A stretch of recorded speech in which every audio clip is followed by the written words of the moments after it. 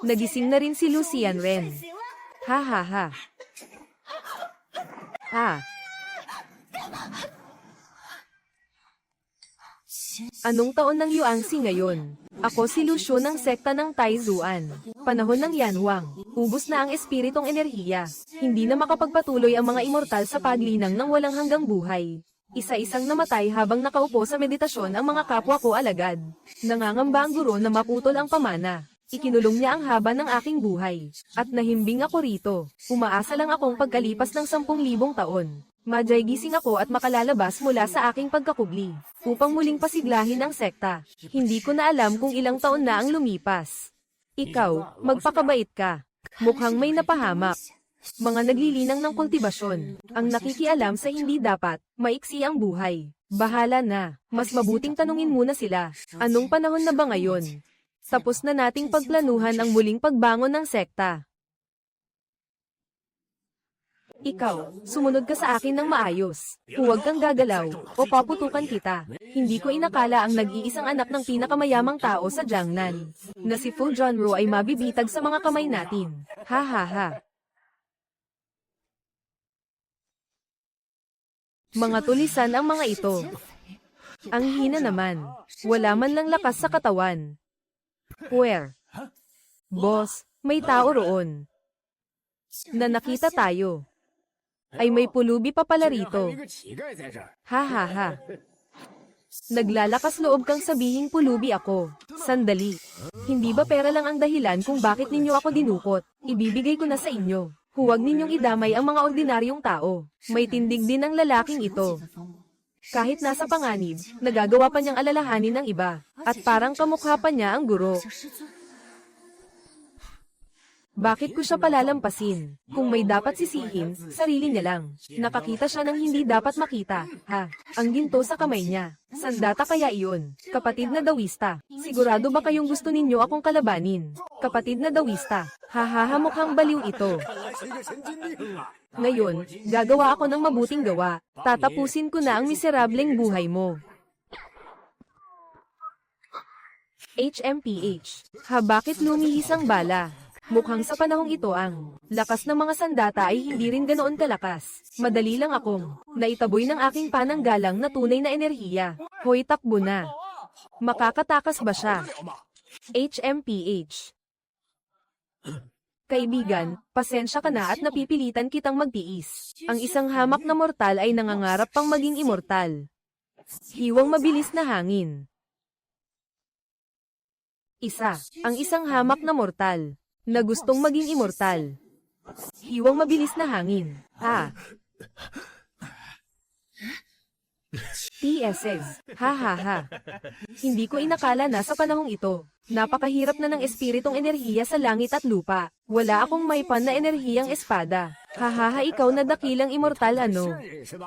Hindi mo man lang kaya kaming mga mortal na ito ang mapatay. Kultibasyon ha. Ihahatid na kita sa kabilang buhay. Kahit kapos ang espiritong enerhiya, nananatili pa rin ang aking buong galing sa paglilinang. Ayusin ninyo ang ilang nasa harap. Sapat na ito laban sa mga ordinaryong tao. Ikaw ba ay tao o multo? Sabi ko na sa'yo. Ako ay isang immortal. Sa mundong ito, wala namang mga immortal o halimaw. Siguradong may suot siyang bulletproof vest. Oo, siguradong may bulletproof vest siya. Mga kapatid, lusob. Hoy. Nang ahas ka pang umatake, hinahanap ninyo ang kamatayan.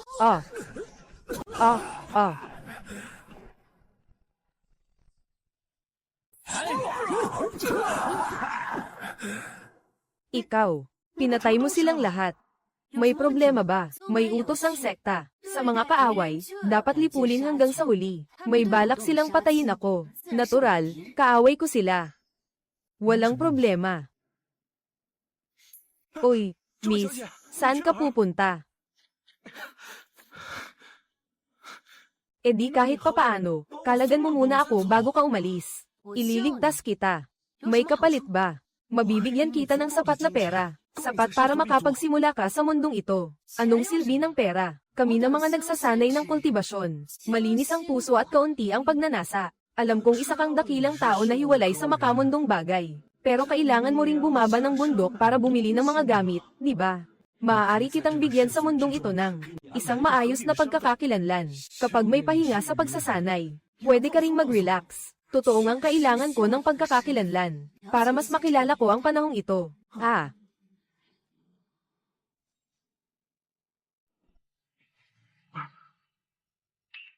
Salamat, Binibini. Matalas ang espada mo. Saan mo nabili? Bumili. HMM. Ito ay mula sa itim na bakal na nakuha ko sa hilagang dagat, at sariling hinulmang mahiwagang lumilipad na espada. Anong mahiwagang gamit? Anong itim na bakal? Hindi kaya may sayad talaga ang taong ito. Pero kanina, sa dami ng bala, bakit wala siyang nangyari? Baka nga totoong may suot siyang bulletproof vest. Binibini, mukhang mahusay ka rin sa laban. Ganito na lang, ikaw ang maging bodyguard ko. Bibigyan kita ng 100,000 na sahod bawat buwan. Bodyguard. Oo. Kung ayaw mo na, pwede kang umalis anumang oras. Kakagising ko lang. Talagang ang kailangan ko ng maayos na trabaho at pagkakakilanlan para makasanayan ko ang modernong lipunan. At ang hitsura ng taong ito ay sobrang kahawig ng aking guro noong 10,000 taon na ang nakalipas. Pumayag ako. HMPH.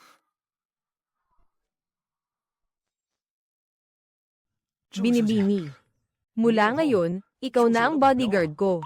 Hindi ko pa alam ang pangalan mo. Ako si Lushu. Lushu, mula ngayon dito ka natitira. Matagal nang naglaho ang mga dakilang tao ng sekta. Wala nang makakapagsil sa akin ulit. Mukhang sa ganitong tigang na kalagayan ng espiritual na enerhiya, kailangan kong sumalungat sa tadhana. Lolo Wangbo. John Ru, ayos ka lang ba? May sugat ka ba? Simula ngayon, huwag na huwag kang lalabas mag-isa. Sa pagkakataong ito, kumuha ko ng bodyguard para sa'yo. Hindi ka pwedeng tumanggi. Ginoong Fu, ako si Chen Bin. 3 beses akong naging kampyon sa martial arts ng buong lungsod. Lolo, kinuha ko na si Lushu bilang bodyguard ko. Bilang bodyguard ko na, hindi ko na kailangan ng ibang bodyguard. Ginoong Fu, pinayag lang ako, dahil sa mukha ni Lolo Fu, na maging bodyguard na ito para sa inyo, pero ikaw, bakit kailangan mong kumuha ng isang pulubi para hiyain ako? Bakit kailangan mong kumuha ng isang pulubi para hiyain ako? Ay nako, John Ru, tama si Xiao Chen. Paano ka makakapagpasok ng isang pulubi bilang bodyguard? Hindi mo ba niloloko pati si Lolo? Ginoong Fu, ganito na lang. Makikipagpalitan ako ng ilang galaw sa batang pulubi na ito. Ituring na lang nating patas na laban ito para sa posisyon mo bilang personal na bodyguard. Huwag kayong mag-alala, magpipigil ako. 3 buto mo lang ang babaliin ko, pinakamalala na. Ginoong Fu, hayaan din ninyong makita ko ang lakas ng batang pulubing ito, para hindi pagkalat nito mamaya. At pagtawanan tayo ng mga tao. Ayaw ko namang ang dangal ng Fu family ay maging katatawanan ng lungsod ng Jiangnan. Hindi naman kailangan, Lolo, di ba? John Ru, hindi mo ba talaga kukunin ang isang maliit na pulubi para lokohin si Lolo? At saka, pabayaan mo na silang magharap ng ilang suntok. Wala namang mawawala sa kanya. Lolo, hindi pulubi si Lushu. Iniligtas niya ako. Nakita ko mismo ang lakas niya. Talagang karapat dapat siyang maging bodyguard ko. Anong lakas ba meron ng isang pulubi? Ginoong Fu, napakabayas mo sa kanya. Baka niloloko ka lang niya. Bakit hindi ka makipag-spar sa kanya? Ipakita mo ang galing mo. At sa ganitong basura, pakikipagpalitan pa ng mga galaw. Talagang wala akong interes. Nagmula ako sa kilalang paaralan. Ako ang pambansang kampyon sa martial arts. Ikaw na mabahong pulubi, naglalakas loob kang maliitin ako, at sabihing basura ako. Gusto kong makita kung ang mga buto mo ay kasing tigas din ng bibig mo. Mag-ingat. Hoy. Ay. Ay. Kahit ganyan kabagal ang kilos mo, hindi mo pa rin mahabol. Mukhang sa oras na ako ang sumabak. 1/4 bahagi lang ng lakas ko ang kailangan para tapusin ka. Ay nako. Tio Leo, hindi mo ba siya napatay? Hindi pa siya karapat dapat mamatay sa mga kamay ko. Maging noong panahon ng Yan Huang, may mga napatay na rin ako sa pakikipag-spar sa akin. Alin ba sa kanila ang hindi henyo sa mga henyo? Sa antas ng taong ganyan. Nahihiya pang sabihing marunong sila sa martial arts. Patayin ang ulupong na ito. Hindi ba madudumihan lang ang mga kamay ko? 3 bahagi lang ng lakas ko ang ginamit ko. Ikaw. Ginamit mo pa ang buong lakas mo. Wala ka bang disiplina sa laban? Ay nako. Kaya pala may itinatabi palang lakas si Xiao Chen. Sabi ko na nga ba, paano ba makakalaban ng pambansang kampyon sa martial arts? Sa isang maliit na pulubi lang. 3 bahagi lang. Hindi naman mapapahamak si Tio Leo, di ba? Sa pagkakataong ito, siguradong panalo. Hindi na ako magpapigil. Gagamitin ko na ang buong lakas ko. Hoy. Ha. Hoy ha. Napakabilis ng kilos ng taong ito. Hindi ko makita ang bakas ng galaw niya. Higit pa riyan ba? Ay, huwag kang lalapit. Huwag kang lumapit. Ang galing ng batang babae. Ngayon lang ako nagkamali ng tansya. Hindi ko na talaga kaya. Ang galing ng batang iyan. Makati at masakit ang kamay ko. Pwede ba kitang hamanin ng ilang galaw? Ginoong Wang, nasa isang antas ka na rin ng edad. Hindi na kailangang magpaligsahan pa. Dahil natalo na siya ni Ginoong Lu. May karapatan na siyang maging bodyguard ko. Bagamat si Ginoong Lu at si Ginoong Wang ay parehong eksperto sa panloob na lakas. Pero mas bata pa rin siya sa huli. Siguradong hindi niya kayang talunin si Wang Bo. Lumaki na si John Ru. Malapit na niyang tanggapin ang posisyon ng business manager sa kumpanya. May sarili siyang paghatol sa ilang bagay. Tara na. Oo. Tungkol pala sa kumpanya, may kaunti pa akong aasikasuhin. Mauna na ako, Lolo. Ha, sige. Si Chen Bin, bilang isang eksperto sa ikapitong antas ng panloob na lakas. Mas malakas siya ng ilang ulit kaysa noong nasa tuktok ako. Sa lakas tumama, hindi sa mukha. HMM. Sina Ginoong Lo at Chen Bin ay nagkapikunan na. Nagkainitan ng magkabilang panig. Hindi naman siguro para kay Chen Bin na ipahiya ang sarili sa ganitong kaliit na bagay. Pero si batang iyon ni Ginoong Lo, kahit bata pa, ay may ganitong kalakas na kakayahan. Kung mapapangasawa siya ni John Ru, baka isa rin itong hindi masamang pagpipilian. Lolo, si Ginoong Lo ay talagang isang bihirang kabataang may pambihirang galing. Pero Lolo, huwag ninyong kalimutan na may usaping kasal pa si John Ru sa pamilya Jia. Hi! Kung hindi pa kakasalan ni John Ru si Jia Zhenju, ang aming pamilya po ay hindi makakayang malampasan ang krisis na ito.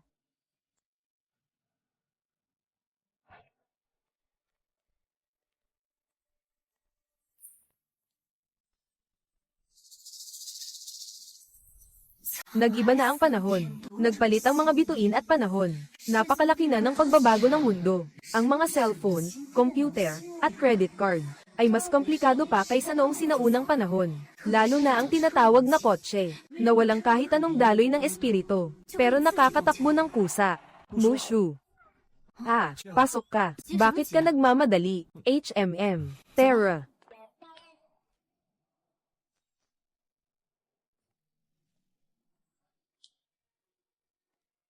John Ru, bakit ka narito?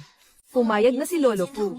Sa kasal nating dalawa, nagpareserba na ako ng mga tiket papuntang Hohat Grassland. Plano kong yayain ka sa isang biyahe bago ang kasal. Xiao Zhenju, hindi kita papakasalan.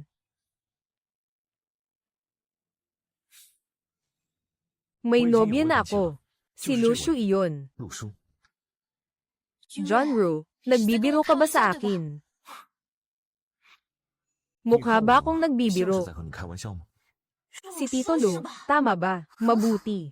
Sa susunod na 2 araw, mag-ingat ka.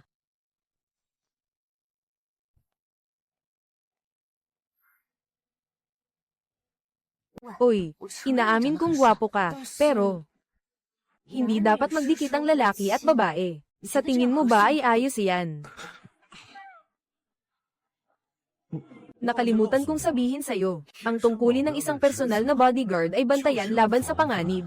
Anumang pinsalang maaaring maranasan ng boss, pati ang pagpapanggap na fiancé ay bahagi rin nito. Bahagi rin iyon ng trabaho mo. Bago pa ako makipaghiwalay sa pamilyang Jia, bago mapawalang bisa ang kasunduan sa kasal. Sa pribado, tawagin mo akong boss. Ayos na ang manager Fu o Ginoong Fu. Pero sa harap ng ibang tao, kailangan mo akong tawaging John Ru. Mas malapit-lapit dapat. Makipag-cooperate ka sa akin sa pag-arte. Ang pagpapanggap na fiancé ay bahagi rin ng tungkulin ng bodyguard. MM.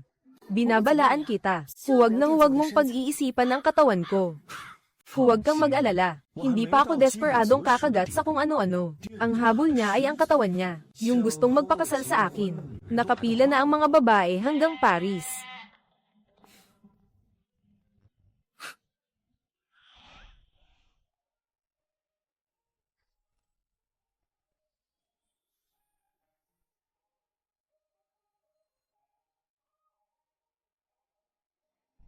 Maging sa materyales o sa pagkakagawa. Malayong malayo sa aking liyon na kasuotan. HMPH, isang probinsyano lang.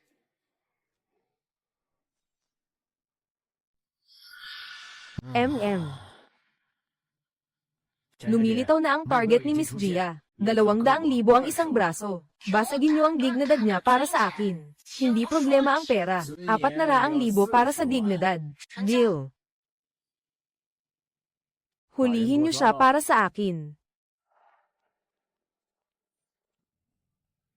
Ang ganda ng mga damit na iyan. Bakit hindi mo binili? Ang mga damit na iyon, maging sa materyales o sa pagkakagawa, malayong malayo sa aking liyon na kasuotan. Basta komportable ka, bagay sa'yo kahit ano pang isuot mo. Ang ganda ay kapahamakan. Karamihan sa mga taong ito ay nandito para hanapin si Fu Junro. Magulo masyado sa labas. Kailangan kong iliga ang mga taong ito. Mamaya, gusto kong maglibot mag-isa sa paligid, para makilala ko ang lugar. Mamaya ako na mismo ang hahanap sa'yo. Sige, bibilhan kita ng cellphone, at ng SIM card. Wala ring silbi kung susunod ka lang sa akin. Magkita tayo mamaya sa paradahan.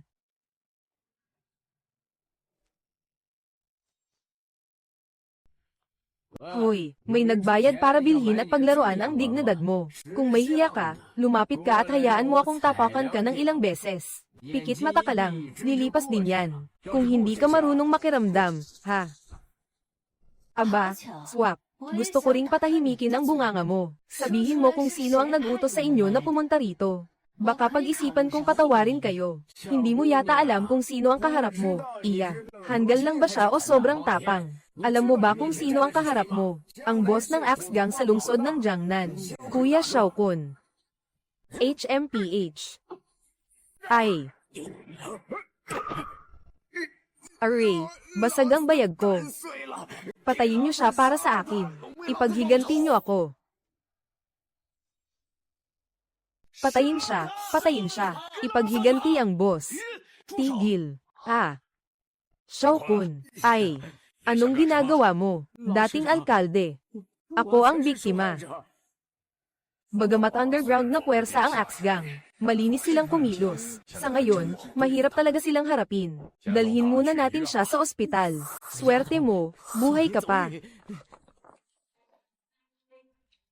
Magaling ang dalagang ito. Mukhang marunong din siyang lumaban. Ano? Ako si Zai Weilong. Kasama ko ang dating alkalde ng lungsod ng Jiangnan, si Ginoong Pei. Ano ang pangalan mo? Hiha, Lucio ang pangalan ko. Maraming salamat sa pagtulong sa amin. Pero hindi ako marunong ng martial arts. Gayunpaman, marunong ako ng mga teknik ng immortal. Hindi marunong lumaban. Kahit pa sabihing nakikialam lang ang dalawang ito, ayokong may utang na loob sa ibang tao. Ginoong Pei, may sakit ka. Paano mo nalaman na may sakit ako? Noong simula, sumasakit ang talampakan mo. Tapos unti-unti itong gumapang hanggang binti at hita. Hanggang sa dibdib. Nitong mga nakaraang araw, sumasakit din ang ulo mo, di ba? Tama ba? Isa pa, noong nagsimula ito. Hindi pa naman ganoon kasakit. Hanggang sa gumapang na ito sa hita mo. Tsaka mo lang naramdaman ang matinding sakit. Tumpak ba ang sinabi ko? Ang pangunawa ng kabataang ito ay napakatalim. Nagawa niyang ilarawan ang kondisyon ko. Nang walang labis, walang kulang. Hindi kaya. Hindi nagkakamali ang lahat ng sinabi mo. May pag-asa pa ba akong gumaling?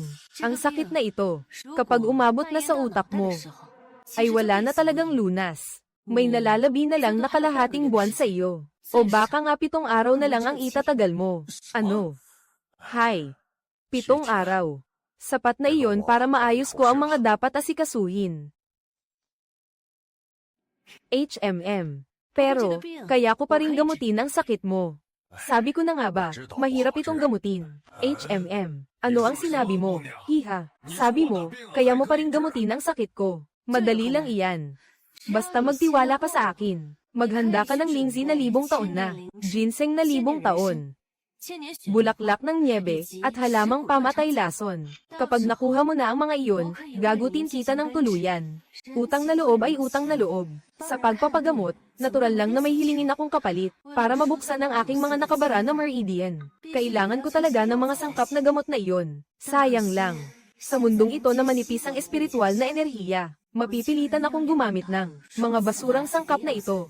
Sige. Ipapahanda ko na ang lahat agad-agad. Sa loob ng 3 araw, kumpleto ko itong maibibigay sa iyo. Pagdating ng oras, siguradong tatanawin ko itong malaking utang na loob. Ito ang calling card ko. Tumawag ka lang kung kailan mo kailangan.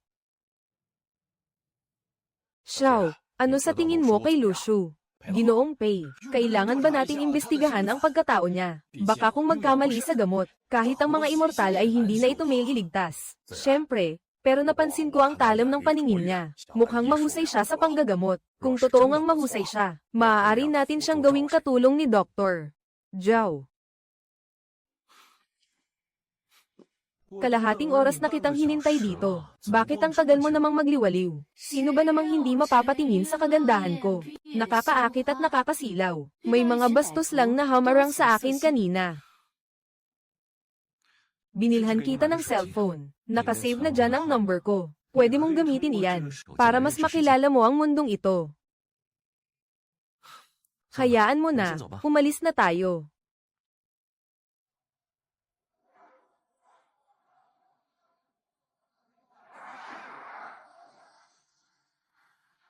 Ang kulit talaga ng mga taong yun, hindi mamatay-metay. Si Jia Zhenju, ang Wu Alliance sa likod ng Axe Gang. Pero isang bagay na hindi kayang kalabanin ng Fu Family. Si Jia Zhenju, buong araw kain, inom at aliw lang. Siguradong siya iyon. Hey, inisahan mo ang Axe Gang. Balak ko sanang ibasura na lang. Ang dangal nilang lahat. Pero dahil dumating ang matandang iyon, ang pinakamatanda lang nila ang ibinasura ko. Binasura mo ang dangal ni Xiao Kun. Alam mo ba iyon? Malaking gulo ang pinasok mo. Ang Axe Gang ay mahalagang miyembro ng Wu Alliance. Puno ng mga eksperto ang Wu Alliance. Hindi namin sila kayang galawin.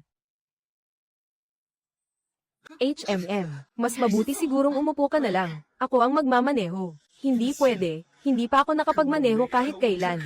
Siguradong hindi pwede. Bitiwan mo. Pag kumilos ang sasakyan, kusa na itong titino. Paano naman mangyayari iyon? Saka sandali lang niya tiningnan. Tapos natutunan agad. Pag gumalaw ang sasakyan, kusa itong titino. Paano naman mangyayari iyon? Saka sandali lang niya tiningnan. Tapos natutunan agad. Umupo ka ng maayos. Bilis. Oo. Tito Lu, nakatakas na tayo sa kanila. Hindi ba napakalaking gulo ang kinapitan ninyo? Bilisan ninyong bumalik dito. Tito Lu, huwag mong isipin na dahil natalo mo si Chen Bin. Ikaw na ang pinakamalakas sa buong henerasyon ng kabataan. Dapat mong malaman na may tao pa ring mas mataas at may mas malawak na langit sa ibabaw ng langit. Ang isang eksperto sa internal energy na tulad mo. Dagdag lang kayo sa Axe Gang sa pagkakataong ito. Ang tapang mo, parang walang takot sa langit. Wang Bo. Ginamit ni Jia Zhenju ang peking insidente para manggulo. Kaya napaharap si Tito Lu sa Axe Gang. Ang nangyaring ito ay dahil sa akin. Hindi pwedeng makialam dito ang Fu Family. Kasi nainsulto siya. At si Jia Zhenju ang nakainsulto sa Axe Gang. Wala itong kinalaman sa Fu Family. Handa akong maglabas ng 5 milyong para kay Xiao Kun bilang kabayaran. At pangakong atali si Tito Lu sa harap niya. Para maparusahan niya kahit paano.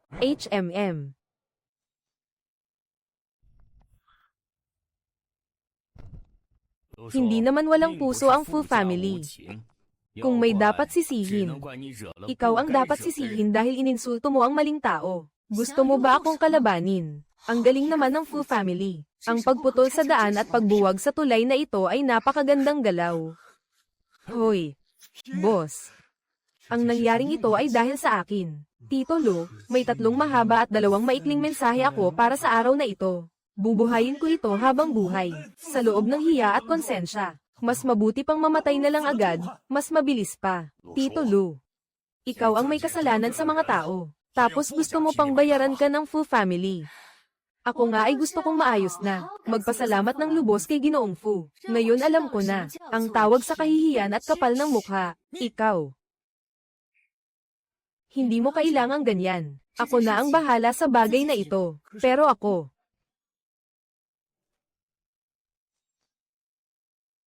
Sa mundong ito, talagang may puwersang kayang makasakit sa akin. Pero siguradong hindi iyon ang Axe Gang. Lalong hindi ang alyansa ng Wuho. Walang hiya ka rin. May paninindigan ka rin naman. Sige, ako na mismo ang magdadala sa iyo roon. Ay, ang sama ng ugali ni Lushu. Sinira mo ang dignidad ko. Hintayin mo lang na may hatid si Lushu ng pamilyang Fu. Pupugutan ko siya, at gagawin kong bola ang ulo niya para sipin. Nandito na ang matanda. Naipadala na namin si Lushu rito. Walang kinalaman sa amin ang usaping ito ng pamilyang Fu. Wala itong kinalaman sa pamilya. Si Lushu ang nakatakdang mapapangasawa ni Fu Junru. Hindi ako naniniwalang hindi iyon totoo. Kayo ang nag-utos mula sa pamilyang Fu. Pagbibigyan ko muna ang pamilyang Fu ninyo. Bukod sa 5 milyon na iyon. Kapag magaling na ang mga sugat ko, saka ako babalik para singilin kayo sa pamilyang Fu. Shao Kun. Ang galing mo talagang magbiro. Nakahanda na ang kasalang alyansa ng pamilyang Fu at pamilyang Jia. Kapag dumating ang oras, pakakasalan ni Junro si Jia Zhenju. Ano naman ang kinalaman niyan sa akin? Kayo, umalis na kayo. Lushu, ikaw ang matira.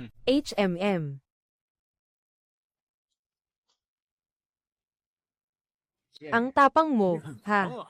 Luhod ka ngayon at yumukod ka sa akin ng ilang beses. Pag-iisipan ko pang patawarin ka. Pagkatapos, bibigyan kita ng mabilis na kamatayan. Oo, baliw talaga ako.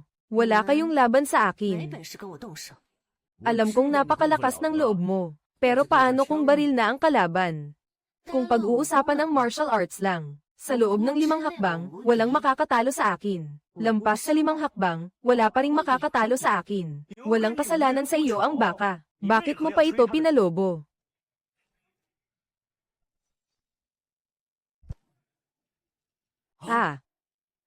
Sa buong mundo ng martial arts, walang matigas na hindi nababasag.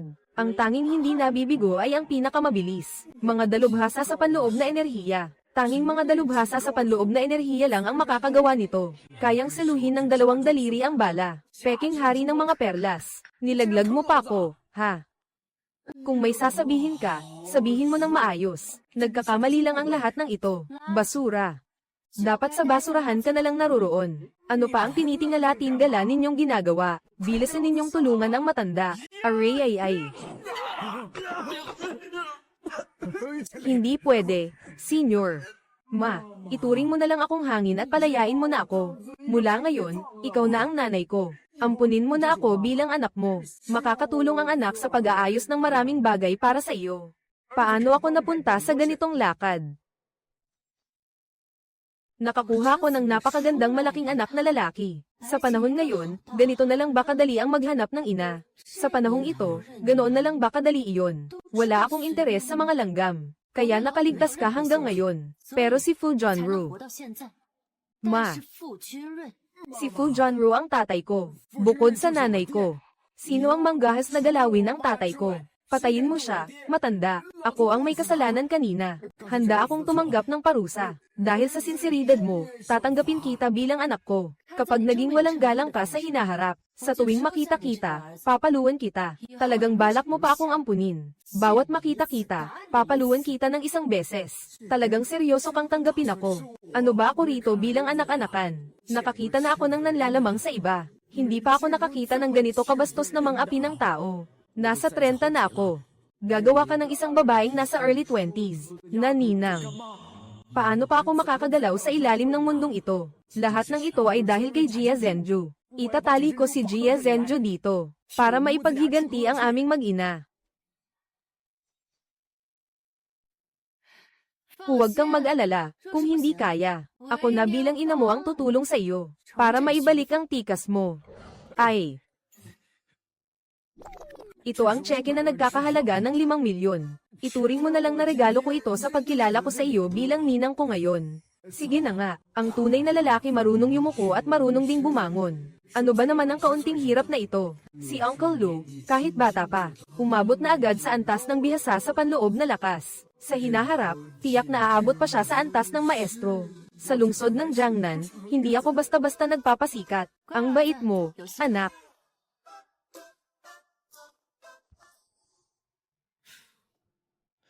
Ikaw, bumalik ka na, hindi ka ba nila pinahirapan?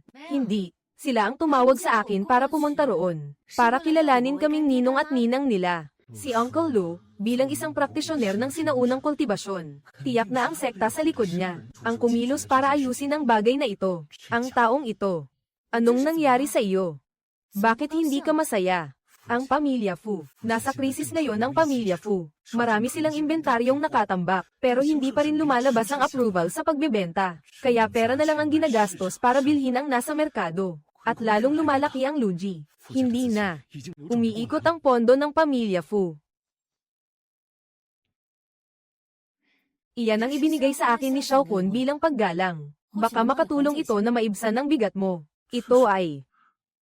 Mula nang ako ang maging tagapamahala ng negosyo, nasa krisis ang pamilya Fu. Hindi ako kailanman binigyan ng maganda nilang trato. Kahit si Lolo, gusto lang akong ipakasal sa pamilya Jia, para makakuha ng pakinabang. Pero si Uncle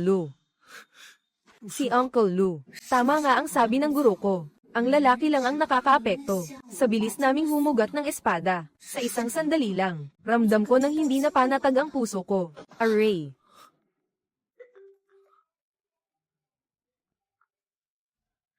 Dali na, baliw na dalaga. Hindi ko na yata kayang tiisin ang sakit ko.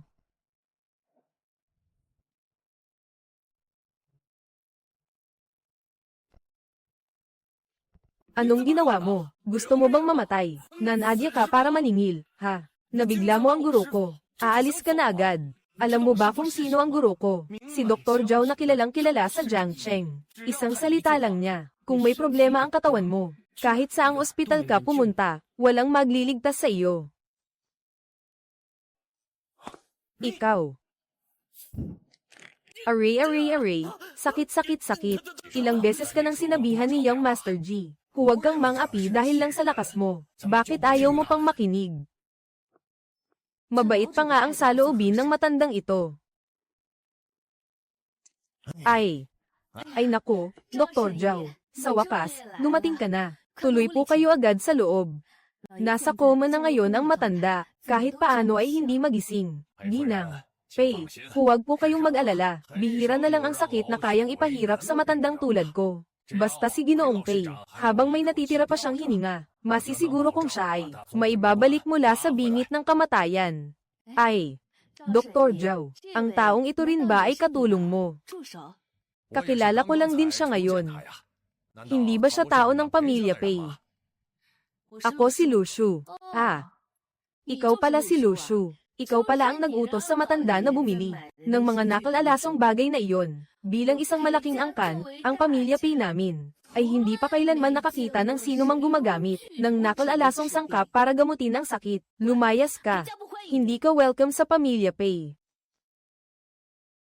Sobrang lala ng kalagayan ng matanda. Kaya lang siya naniwala sa sinasabi ni Lucio. Ngayong wala na siyang malay. Hindi pwedeng isugal ang buhay niya at hayaang inumin niya ang mga gamot na ito. Dalaga, totoo ngang magkaugnay ang medisina at lason. Pero napakahirap nitong gawin. Maaari bang malaman, kaninong paaralan ka galing? Hayaan mo ang matandang ito na magpaliwanag para sa iyo. Wala akong maestro.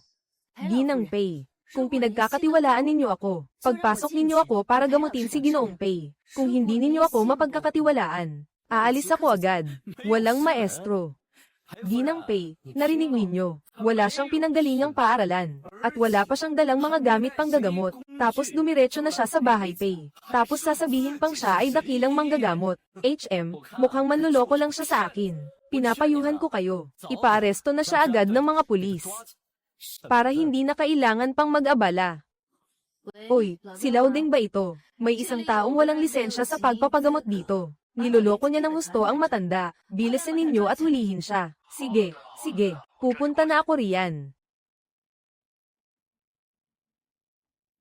HMPH. Dr. Zhao, pasensya na po at napahiya kayo. Halina po kayo, pakipasok.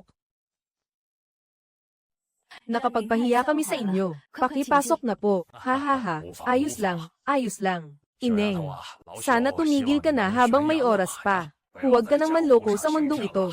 Matuto ka na sa isang pagkakamali. Hindi nga nagkamali ang tawag sa inyo na dakilang manggagamot, Dr. Zhao. Hindi gaya ni Lucio, na gusto pang magpagaling ng tao. Pero kailangan mo nang ayusin ang puso at isip. Hindi ko inasahan. Nahaantong ito sa ganito. Kapag padalos-dalos na nagpagamot, baka damyugo pa ang ubo at ikamatay. Pagdating ng oras, huwag ninyo akong lalapitan. Maestro, Ginang Pei, talagang matigas ang ulo ng taong ito. Hindi na ninyo kailangang magpakapagod pa sa pangungumbinsi sa kanya. Ang yabang mo, gusto mo pang makipagsabayan sa akin. Sabi ng punong manggagamot na si Conj, handa na siya. Maaari nang isagawa ang operasyon anumang oras. Huwag po, Conj. Hindi ko kaya. May tao dyan, dalhin ninyo siya sa operating room. Halika. Ayoko. Bilisin mo. Ayoko. Sige na. Array. Boss, masama ito. Nadampot na ang aming inang ampunan. Sabi ni Ginang Pei, nanggagamot ng walang lisensya ang ninang ko. Ipadampot na lang siya diretso. Sa totoo lang, wala naman silang ginawa. Ano? Ang lakas ng loob ng pamilya Pei, pumunta pa talaga sila rito. Ayos. Hanapin mo ang pinakamahusay na abogado. Sampahan mo ng kaso ang pamilya Pei dahil sa pang-aabuso sa kapangyarihan. Dahil sa basta-bastang pag-aresto ng mga tao. Kontakin mo rin ang mga tao sa loob ng alyansa. Gamitin ang mga puwersang hayagan. Buwisit, pinag-iinitan nila ang aking inang ampunan. Ibig sabihin, nakikipagbanggaan sila sa akin, kay Xiao Kong. HMM. Dr. Zhao, kumusta na ang asawa ko? Ginang Pei, huwag po kayong mag-alala. Noong araw, ang aking guro ay gumamit ng dakilang araw na muling pagbangon. Nakarayom upang iligtas ang buhay ng napakarami. Bagamat hindi ganoon kagaling ang matandang ito sa sining. Kaya ko pa rin tiyaking magiging matatag ang lagay ng katawan ng guro. Ay, mabuti naman kung ganoon. Mabuti. Ay nako, Ginang Pei, hindi maganda ito. Nag-hire ang Axe Gang ng isang kilalang abogado. Nagpadala sila sa amin ng liham mula sa abogado. Sinasabi nilang sinadya naming ikulong ang mga tao sa pang-aabuso sa kapangyarihan. Ano? PWE, PWE, PWE. Hoy, matanda. Ano ang nangyari? Talagang nag-ubo siya ng dugo. Paano mo nalaman na si matandang alkalde ay uubo ng dugo? Iyong manluloko sa kalsada. Matagal na siyang dinampot ni Ginang Pei at dinala sa security team. Hindi siya manluloko. Iutos mo agad. Ay pakilos ang lahat ng puwersa. Iyong tinatawag na Lucio. Ipatawag pabalik ang dalagang iyon. Siya lang ang tanging pag-asa para mailigtas ang alkalde. Oo. Panlilinlang at panggagancho. Umabot pa ang panloloko nila hanggang sa bahay ni Ginoong Pei. Aba, binibini, ang tapang mo naman. Ako ang pinuno ng tahanan ng Zon. Ngayon, personal kitang tatanungin.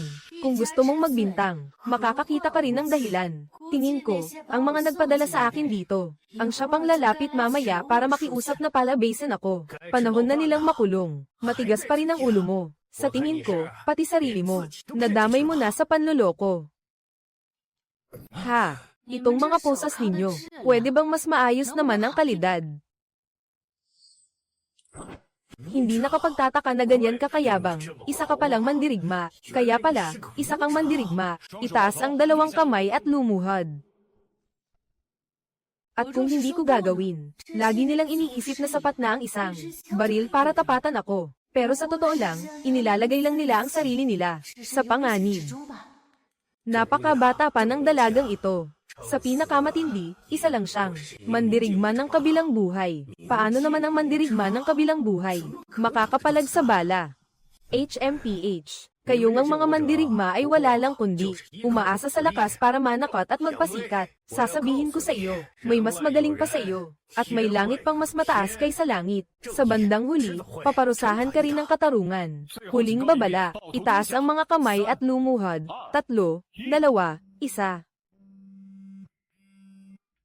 Oy, Deng Shuang, pinapayuhan kita, mas mabuti nang huwag kang makipag-away. Kay Lu Shu, isa itong ina na iginagalang ko. Kapag lumabas ang ina ko, at makita kong may nawala man lang sa kanya na kahit isang hibla ng buhok, huwag mong isisi sa akin kung ilaglag ko ang lahat ng lumang bahonang mga taong nasa tanggapan ng seguridad ng lungsod ng Jiangnan, at ilantad ang lahat. Shao Kun. Ang ninang mo ay isang manloloko at mapanlamang, at nakaskam pa nga siya ng pera. Sa opisina ni Mayor Pei, ako ay nagpatupad ng batas ng patas, at ipinaaresto siya. Tungkol naman sa mga lumang issue, malinis at bukas ang tanggapan ng seguridad namin. Sige, hukayin mo kung gusto mo. Kung malinis ang konsensya, hindi ka matatakot sa mapanirang chismis. Ang kasalukuyang mayor na si Pei Tianao ay anak ni Lolo Pei. Sino ka ba ulit?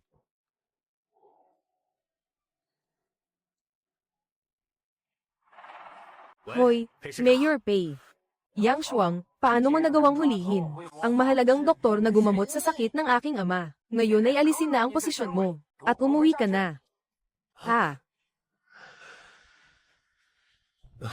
Kuya Lu, Miss Lu, hindi ko alam na talagang kayo pala ang mahusay na doktor na nagligtas kay Mayor Pei. Pakiusap, patawarin mo na ako. May matanda ako sa bahay at may bata rin. Buong pamilya ko ay umaasa sa akin. Hindi ba sabi mo kanina ay kakatawan ka raw sa katarungan para parusahan ako? Bakit ngayon ay hindi mo na ako pinarurusahan? Anong katarungan ba ang sinasabi ko? Wala akong kinakatawan, Miss Lu. Pakiusap, magsalita ka ng maganda kay Mayor Pei para sa akin. Sana nga gusto ko. Kaso hindi ko naman kilala si Mayor Pei. Ikaw. Hindi maganda ang balita, Ginoong Deng. Nagpadala sa inyo ang Axe Gang ng sulat mula sa abogado. May mga tao mula sa probinsya na darating. Tapos na tayo. Lahat tapos na.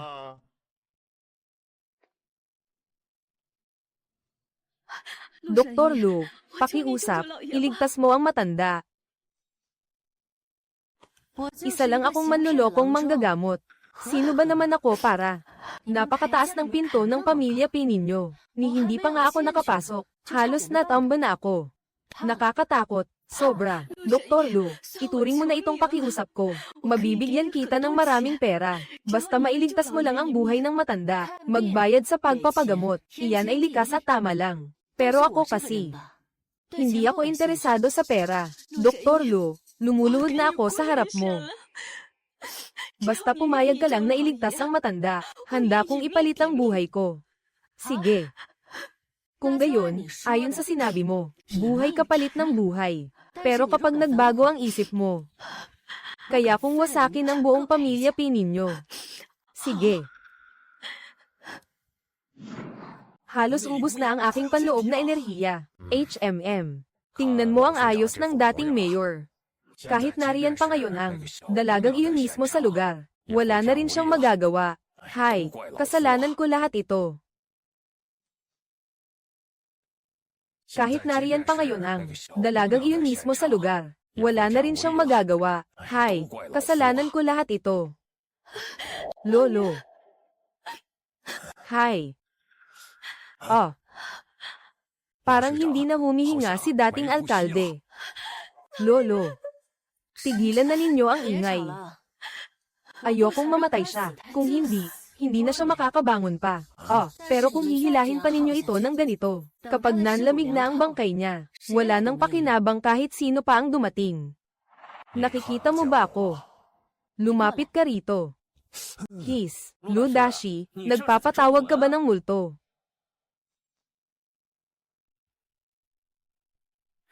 Si Madam Pei, isa lang siyang baliw. Wala na si dating Alkalde Pei. Hayaan ninyong umalis siya ng maayos. Huwag ninyong lapastanganin ang bangkay na ito. Ang disipulo ng Divine Dr. Zhao na ito. Naglabas ako ng napakalaking halaga. At nagmakaawa pa ako sa inyo. Gusto mo pa ata na mamatay ako ng mas mabilis. Madam Pei, kung hahayaang ito, ang baliw na ito ang gumamot kay dating alkalde. Kapag lumabas ang balitang iyan, ang buong lungsod ng Jiangnan ay magsasabi na walang puso ang pamilya Pei sa dating alkalde. Nakakahiya talaga iyan. Kung hindi mo lang sana pinaalis si Miss Lu, dadalhin ba ng ganito katagal ang karamdaman ni Ginoong Pei? Ngayong nandito pa rin kayo at gumugulo. Lumayas kayo sa harap ko. Bumibilog ka nga. Miss Lu, pakiusap, gawin ninyong makakaya para gamutin ang sakit ni Lolo.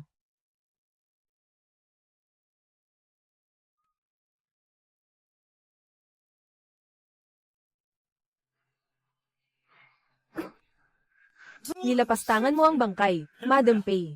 Sabi ko na nga babaliw siya. Nilalapastangan niya ang bangkay ni dating alkalde. Ganyan mo lang siya hahayaan na magwala. Tumahimik ka. Ako ang magpapas siya. Ang katawan ni dating alkalde ay nasa huling hininga na. Kung pilitin siyang daluyan ng panloob na lakas, tiyak na paputok ang katawan niya at mamamatay. Kaya ang tanging paraan ay, ang bigyan siya ng panloob na lakas sa pamamaraang may kasamang pagtapik at paghaplos. Ang tanga talaga, ang tanga. Hindi ko inakalang ang pamilya Pei sa lungsod ng Jiangnan. May ganito palang katanga na side. Ay. Ubo. Ay. Ngayon ay matatag na ang kalagayan ni Ginoong Pei. Kailangan lang ng maayos na pahinga. Sandali pa at ayos na. Ano ito? Gumaling na nga siya. Divine Doctor pala siya. Divine Doctor, ako. Hindi mo na kailangang magsabi pa ng marami. Tutulong ako, dahil sa respeto, kay Ginoong Pei.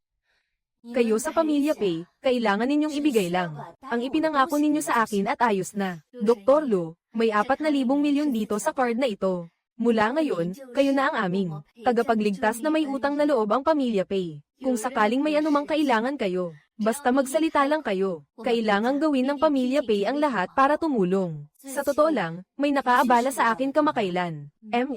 Ang pamilyang Fu na pinagmulan ko. Hindi pa rin lumalabas ang pag-aproba sa gamot, at napasok pa kami ng krisis sa pinensya. Kaya, sana matulungan ninyo akong ayusin ang problemang ito. May tao rin kami sa tanggapan ng pag-aproba ng gamot. Gagawin naming lahat, para matulungan ka agad na maresolba ito. Lolo, naipasa ko na ang lahat ng mga dokumento sa tanggapan ng pag-aproba ng gamot sa Jiangnan. At nakausap ko na rin sila. Pero hindi ko alam kung bakit hindi maaprobahan ng gamot. HMP, sobra na talaga. Ano man ang sabihin ng aming pamilya Fu, isa rin kaming prominenteng angkan sa Jiangnan. Ganyan na lang ang ginawa nila sa amin. Umapel tayo. Apela. Maging ang kaso na ito, baka matagalan pa ng husto. Pagdating ng panahong iyon, hindi na makakayanan ng pamilya Fu. Lolo, nandito pa ang Axe Gang. Ang 5 milyong tseke na ipinahiram kay Tio Lu. Sinabi ni Tio Lu na ipahiram iyon sa amin para may maikat na puhunan. Ang 5 milyon na iyan ay pag-aari ng pamilya Fu. Paanong naging utang pa iyan? Lolo, paano mo masasabi iyan? John Ru, hindi mo alam. Noon sa ospital ni Xiaofeng, may higit 10 armadong tauhan. Kahit ako, hindi ko masisiguro na makakatakas akong buo, si Tio Lu. Nakabalik pa na ni isang gallows. Hindi ba ibig sabihin niya na hindi siya? Nagkunwari lang na may nangyari. HMP, akala ko pa noon ipapakasal kita sa kanya. Ngayon mukhang, ang babaeng ito ay gusto lang pag-interessen. Ang yaman ng pamilya Fu. Bilang isang sinaunang martial cultivator, tiyak na hindi pwedeng mabunyag ang pagkakakilanlan. Pero hindi ko inasahan na ang mga tao ng pamilya Fu ay napakasarili pala.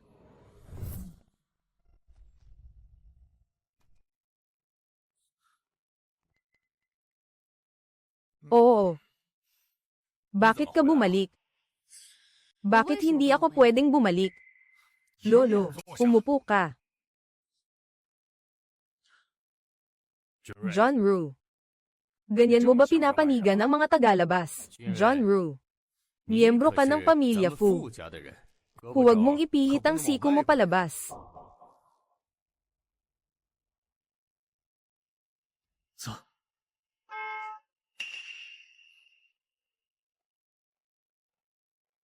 Ay, Xiao Xiang. Anong hangin ang nagdala sa iyo rito? Halika, umupo ka. Bilis, umupo ka. Hey, Tia, Tiyung Wang. Kakambal na pinsan John Ru. Nagdala ako ng kaunting pasalubong sa daan. Sana ay tanggapin ninyo.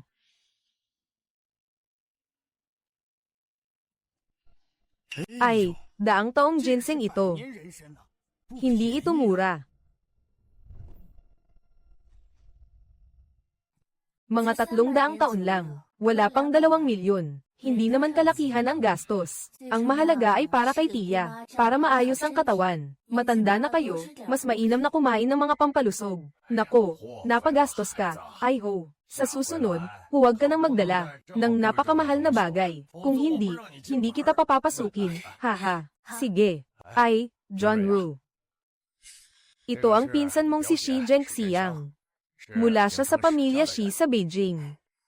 Hello, pinsan John Woo.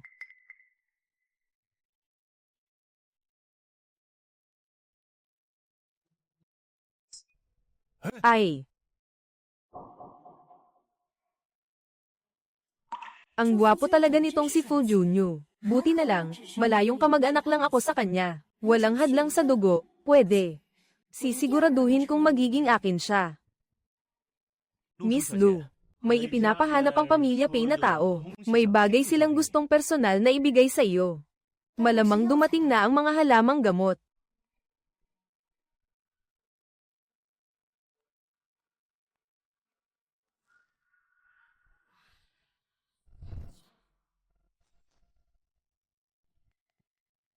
Tia, sino ba itong Tio Lu? HMPH, isa lang siyang tagapangalaga ng pamilya Fu.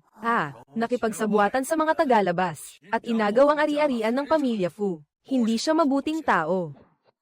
Mukhang si Pinsan Fu at ang lapit ng samahan nila. Hindi pwede, dapat akin siya. Kailangan kong kumilos ng mas maaga.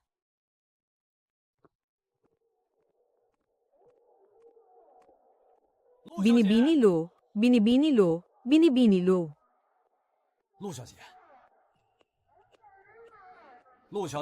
Huwag po ninyong sisihin si Ginoong Pei. Hindi siya nakarating para personal na dalawin kayo. Nakahiga siya sa kama araw-araw. Paulit-ulit pa siyang nagsasabing gusto niya kayong makita. Siya, mahalaga ang kalusugan ni dating Mayor Pei. Kailangan pa rin niyang magpagaling at magpahinga ng mabuti. MHM.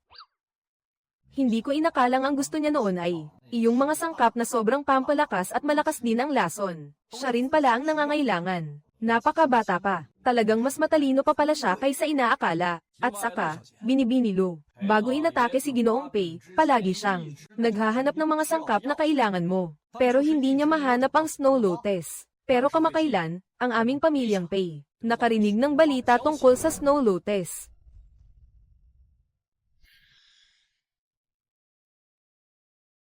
Nalaman ng pamilyang Pei kamakailan, nasa pinakamataas na antas na subasta sa lungsod ng Jiangnan. Sa subasta ng Woshong, may balitang ipapa-auction ang Snow Lotus. Kung kailangan mo, maaari naming bilhin sa subasta ang bagay na iyon para sa iyo. Hindi mo na kailangang mag-abala pa. Ako na mismo ang pupunta. Sige. Binibini Lu, kung kailangan mong pumunta, sabihin mo sa akin siguradong maaari kitang ipakilala. MHM.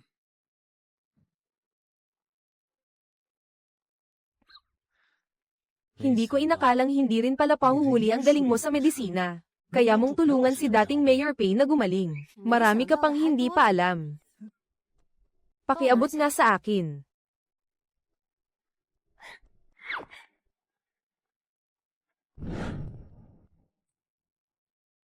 Ay,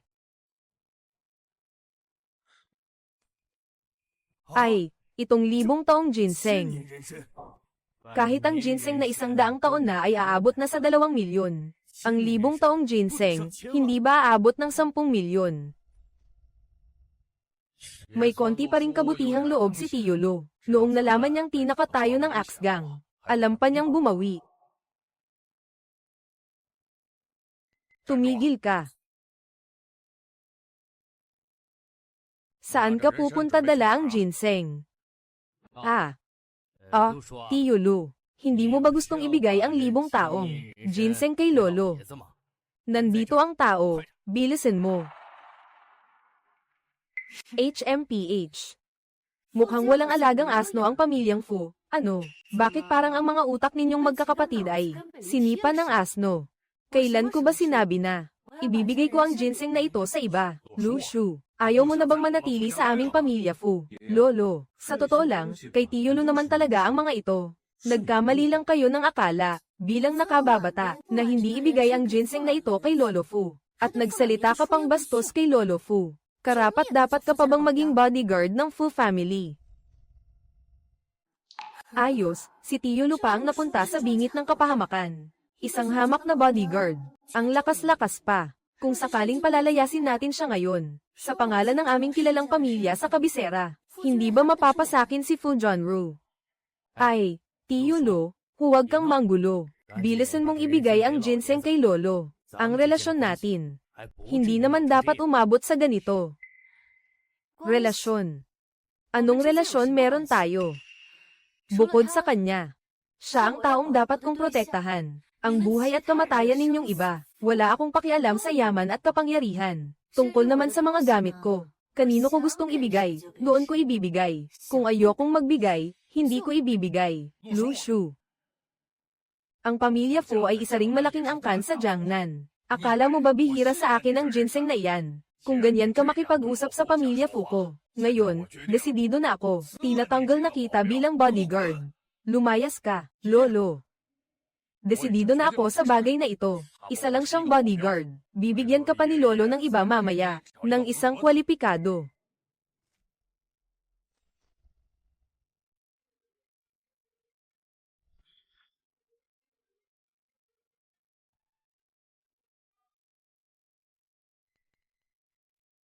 Lolo Fu, ang gamot ng pamilya Fu, naaprobahan na. Bumalik kayo kinabukasan para pumirma ng dokumento, sapat na iyon. Ay, totoo ba? Napakabuti naman, maraming salamat po, haha, maliit na bagay lang iyan. Lahat ng susunod na pag-aproba ng gamot ng pamilya Go, ipagkatiwala na lang sa aming tanggapan ng pag-aproba sa Jiangnan. Sisiguraduhin naming maayos agad iyon para sa inyo. Ay, hey, ang hiling lang ay sana, Lolo, kapag nakita natin si Alcalde Pei sa panahong iyon, mabigyan mo ako ng magagandang salita. Ah.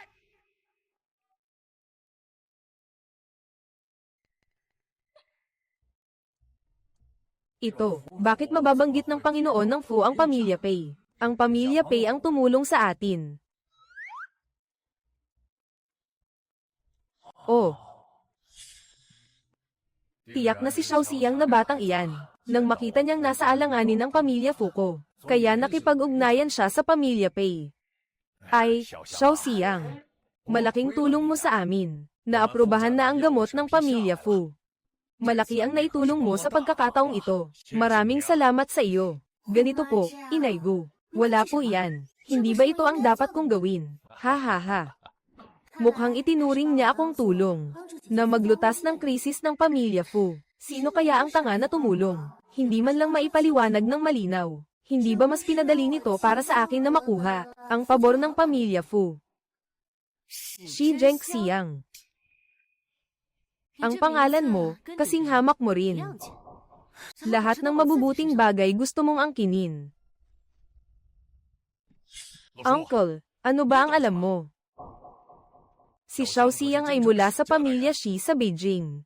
Siya ang makapagpapakilos kay Ginoong Pei, para tulungan tayong lutasin ang krisis. Dito, siya lang ang may kakayahan niyan. Sino pa ba? Hindi mo ba narinig? Pinapalayas ka ni Lolo Fu. Umalis ka na sa pamilya Fu ngayon din. Mukhang wala na akong magagawa kundi umalis. Sasamahan kita palabas. Ah.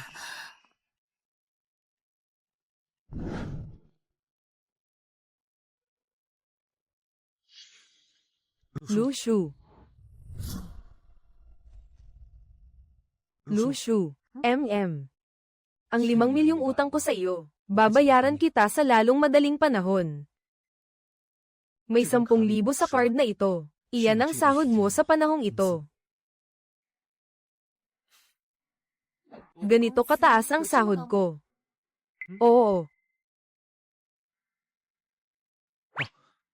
May isa pa. Lumapit ka, sasabihin ko sa iyo.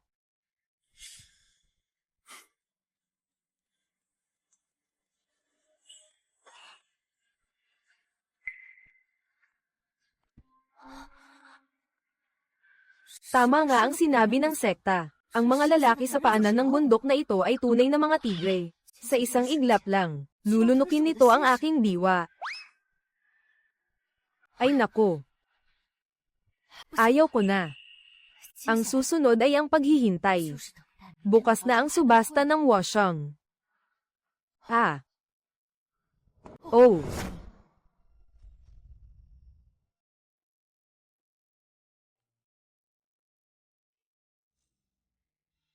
Dr. Lu, alam kong darating ka. Halika, ipakilala kita. Ito si maestro ng Feng Shui na si Bai Tian. Kilala siya bilang munting immortal. Sa mga mahiwagang gamit ngayong araw, kalahati ay galing sa kanya. Kapatid na Bai, ito si Lu Shu. Siya ang mahiwagang doktor na nagpagaling kay Lolo. Ang taong ito, sa panahong humihina na ang lahat, nakakuha pa rin ng kaunting espiritong lakas, HMPH, pero ang kaunting espiritong lakas na iyan ay hindi naman sapat para ipagmayabang niya, di ba? Miss Lu, magsisimula na ang subasta. Pumasok na tayo.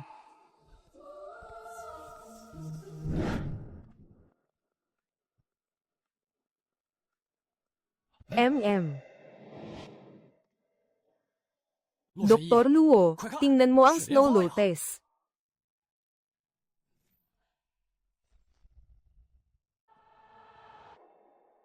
Ang nakalagay sa harap ng lahat ay isang napakabihirang Snow Lotus. Kinuha ito mula sa mga nyebe sa bundok ng Changbay. Ang mga talulot ay may nagyelong kristal. Isa itong pambihirang gamot. Masasabing 300 taon bago muling makita ang isang tulad nito. Panimulang presyo, 1 milyon. Bawat dagdag bid ay hindi bababa sa 100,000. Simulan ang bidding. Kapag nakuha ko ang Snow Lotus na ito, maayos ko na ang nasirang mga daluyan ng enerhiya ko, at mapapabilis ko ang pag-angat ng aking cultivation. 1,000,000 at 100,000. 1,000,000 at 200,000. 1,000,000 at 400,000. 1,000,000 at 500,000. Sa totoo lang, malaki ang halagang medikal ng Snow Lotus na ito. Iilan lang na mga manggagamot ang makakagamit nito. Siguradong wala nang magdadagdag pa. 1,000,000 at 500,000, isang tawag. May gusto pang magdagdag, 2 tawag, 2 milyon. Si Ginoong Zhao ay nag-alok ng 2 milyon. May magtataas pa ba? Ang hampas lupang ito, talagang nakikipag-agawan pa sa akin sa Snow Lotus. Kaya huwag mo akong sisihin. 3 milyon. 4 na milyon. 5 milyon. 6 na milyon. 10 milyon. Ha ha ha. Gumastos ng 10 milyon para lang bumili ng isang Snow Lotus. Baka naman nasagi ng pinto ang ulo niya. Kaya ganyan na lang ang inasal niya. Ay, hindi ako tulad ng iba, na may pera pero wala namang mapaglagyan. Ikaw. HMPH, si Lu Shu, ha. Tandaan mo, hindi kita makakalimutan. Binabati kita, madam, nakuha mo ang Snow Lotus sa halagang 10 milyon. Iharap ang susunod na bagay na isusubasta. Ako mismo ang nag-ukit nito, at binasbasa ng estatwa ng Diyos ng Kayamanan. 2 taon ng aking puso at pawis ang inilaan ko rito. Nakakahatak ito ng yaman papasok sa bahay, at nakababaling ng kapalaran. Narinig na ninyong lahat ang sinabi ni Munting Immortal Bai. Si Maestro Bai Tian ay ang tanyag na Feng Shui Master ng lungsod ng Jiangnan. Napakahalaga ng estatwang ito. Hindi ko na kailangang magpaliwanag ng marami. Panimulang presyo, 10 milyon. Bawat dagdag bid ay hindi bababa sa 1 milyon. Simulan ang bidding, 11 milyon. 20 milyon. Dr. Lu, ang bagay na ito ang pangunahing tampok ng subastang ito. Ngayon ako ay narito bilang kinatawan ni Pei. Ang pamilya ang kukuha sa bagay na ito. Sabi mo, mag-bid ba ako o hindi? Hindi lang iyan isang pirasong bulok na kahoy. Kung gusto ng pamilya Pei ng isang anteng-anteng na magbabantay sa bahay, dapat ay maghanda ka pa ng mas maraming napakagandang jade. Hintayin mo akong makabawi ng hininga, saka ako pupunta roon. Bibigyan ko kayo ng liwanag. Haha, saan galing ang handle na ito? Hindi ka ba nag-iisip kapag nagsasalita ka? Saan galing ang probinsya nung ito? Hindi pa nga nakakita ng mundo, tapos ganoon na lang. Pati ang pamilya Pei, ganyan din kabaliw. HMM.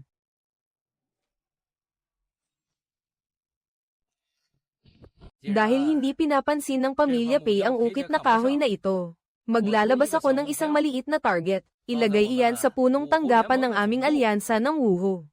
Hindi mo nakita, Maging ang pinuno ng alyansa ng Wuhu, ay kumikilala sa halaga ng ukit na kahoy ni Bai Bansian. Matapang pang ang magbitaw ng kalokohan si Tio Lu. Talagang napakaengot.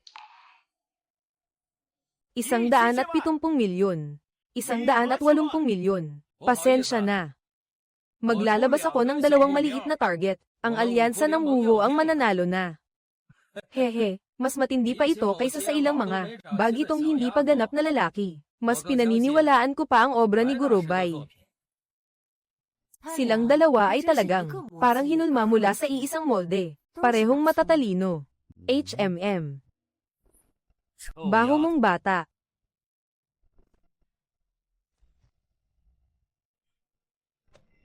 Baho mong bata, ilang beses mo nang dinungisan ang aking pangalan. Hindi ko naman gustong makipagtalo sa iyo. Noong dala ko pa ang pangalang kalahating Diyos. Paano mo pa ako mapapahiya? Sabi mo bulok na kahoy ang artifact na ito. Ngayon, kung hindi ka makapagsabi ng dahilan at paliwanag, huwag mong isiping makakalabas ka sa subastahang ito. HMPH. Kung ang artifact kong ito ay mababang uri, hindi ko rin gustong sayangin ni Leader Zhao ang kanyang pera. Kung tutuusin, ako, si Bai, ay namuhay ng tapat at marangal sa buong buhay ko. Talagang karapat dapat kang tawaging Bai Bansian. Malawak ang puso, kung hindi lang nilapastangan ang posisyon ng kalahating Diyos. Hindi niya sisermonan ang ginang na ito. Ang taong ito ay puro paninira lang. Bilisan ninyo, may magdala sa kanya palayo, mga pulutong ng mga walang silbi. Sa halip na sitahin ako, bakit hindi muna ninyo tingnan kung ano muna ang naging anyo niya? Ang simpleng paandar na iyan, naglakas loob ka pa. Ito. Anong nangyayari? Bakit itong ukit na Diyos sa kahoy na ito? Biglang naglaho ang banal na liwanag. Sinira ng masamang salamangka ang aking artifact. Kaunti na lang at nilalagyan pa niya ng ginto ang sarili niyang mukha. Isa lang iyang pirasong bulok na kahoy. At sinasabi pang kaya nitong baligtarin ang kapalaran. Tunay na artifact. Walang hindi kayang yanijin ang langit at yumanig sa lupa. Ang mga artifact na umiiral ngayon, natatakot akong. Ang tanging maaasahan ko na lang ay ang aking espada na gusiang. Takot din ako sa aura nito. Baho mong bata, ngayon ay ipapakita ko sa iyo kung ano ang tunay na sining ng pagpatay sa Feng Shui. Ang paglikha ng kulog mula sa kawalan. Hindi nga, Bansian. Tito Du.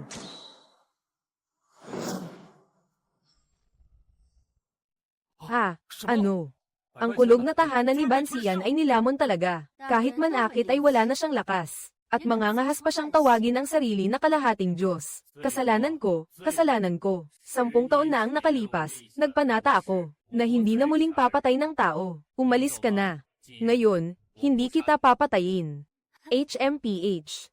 Nagtatago ka ba sa akin? Hoy. Sabi ko, ang mahiwagang gamit mo ay parang basurang papel lang, tama ba? Hoy, maestro, pakiusap, patawarin mo ako at iligtas mo ang buhay ko. Yung gamit ko ay isinulat gamit ang cinnabar. Oo, para iyon sa pag-akit ng pera. Sabi ko, basurang ukit sa kahoy lang iyon. Tama ba? Ipinagawa ko iyon sa isang banyagang maestro sa pag-uukit. Tapos nagdagdag pa ako ng kaunting salamangka. Pero sobrang tanga nila. Hindi ko kasalanan iyan. Ako ang bulag sa tunay na halaga. Nakahamon ako sa iyo. Pakiusap, iligtas mo ang buhay ko. Sa mundong ito, hindi pwedeng pumatay ng tao. Hayaan na, matapos ang nangyaring ito. Siguradong tuluyang nadungisan ang pangalan ng lalaking ito. Sa mga ganid sa pera na ito. Kapag walang pera, hindi sila mabubuhay. Siguradong mas masakit pa ito kaysa sa kamatayan niya. Haha, Dr. Lu. Maraming salamat, Dr. Lu, sa pagbukas mo sa akin ng katotohanan. Hindi ko alam kung maaari kang pumunta sa aming Zhao family para makipag-usap. Napakababa ng talino mo. Lumayo ka sa akin. Ikaw.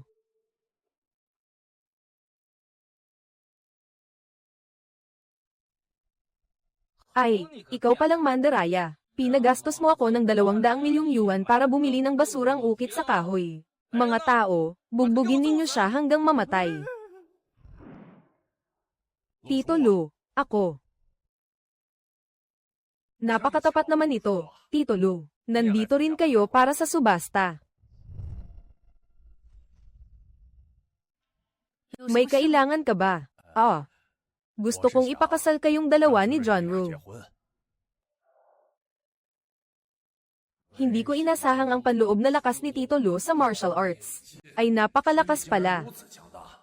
Kung ang taong tulad niya ay mapapabilang sa aming pamilyang Fu, sino pa ang makakapigil sa pag-angat ng aming Fu family?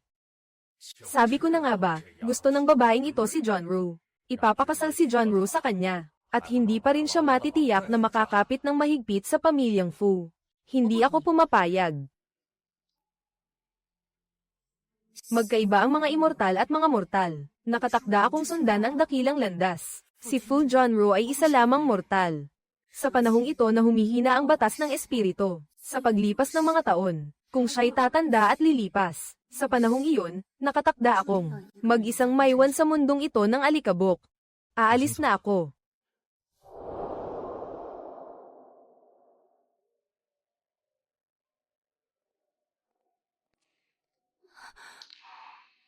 Sa puso ko, talagang may nausbong na munting damdamin para sa kanya.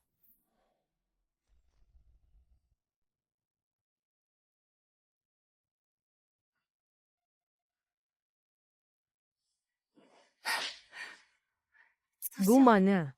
Ganap nang nabuksan ang mga meridian ko. Ngayon, ang pagsipsip ng espiritual na enerhiya ng langit at lupa ay ilang ulit na mas mabilis.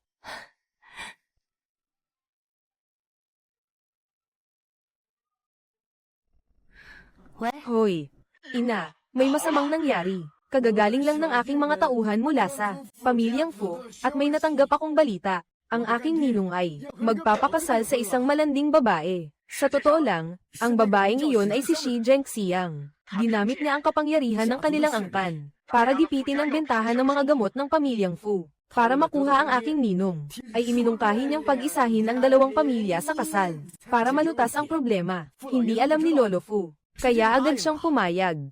Si Fu John Roo naman.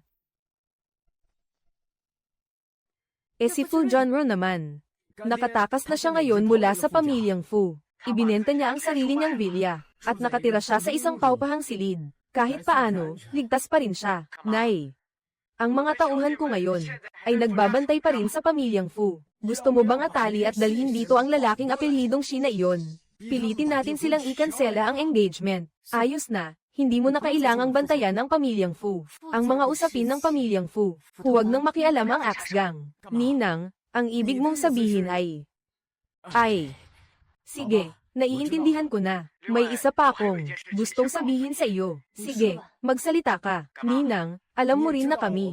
Ang Axe Gang ay sakop ng alyansa ng Wuhu. Tumawag sa akin si Zhao Chenkun kanina. Gusto niyang pakiusapan kang tulungan ang pamangkin ko. Ibig sabihin, si Zhao Haojia, anak ni Zhao Chenkun. Ikaw na ang magtakda ng kondisyon.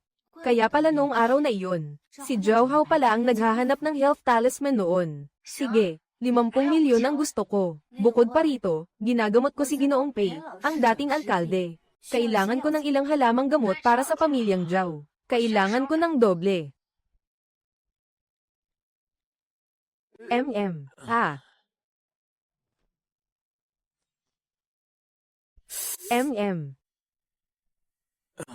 Isang 1,000 taong ginseng, 1,000 taong snow lotus, 1,000 taong lingzi, damong sumisira sa buto at bituka. Ninang, walang problema. Sige.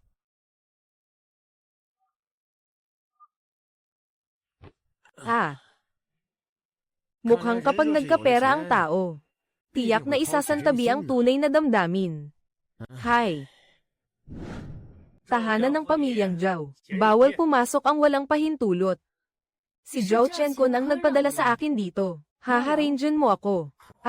Inimbitahan ka ng pinuno ng pamilya para magpagamot. Bakit hindi niya ako inimbitahan? Gusto mo bang diretsuhin ko na?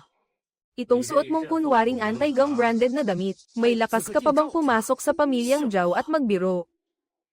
Sigurado ka bang hindi mo ako iuulat? Sigurado ka bang hindi mo ako iuulat? Hindi na kailangan, naroon na sa loob si Dr. Zhao. Ginagamot niya ang batang Ginoong Zhao. Hindi kaya ang galing mo sa medisina, ay mas magaling pa kaysa kay Dr. Zhao. Uy. Uy, uy, uy, uy, uy, uy, uy. Hindi ba iyan ang ating dakilang doktor na si Lushu? Kilala mo siya, binata. Kilala ko lang ang isang dukhang pulubi. Lushu, inaamin kong may kaya ka. Mas magaling ka pa kaysa sa lokong apelyidong Huang. Pero ano naman ngayon? Kapag umalis ka sa pamilyang Fu at sa pamilyang Pei, kahit isang maayos na sasakyan wala ka. Iyan ang agwat ng buhay natin. Zhao Hao, huwag ka nang magmakaawa, HMPH. Kung ako pa ang magmakaawa sa iyo, kakain ako ng tae ng nakatayo sa ulo, HMPH. Bantayan niyo siya. Siya at ang aso, bawal pumasok sa tarangkahan ng pamilyang Zhao.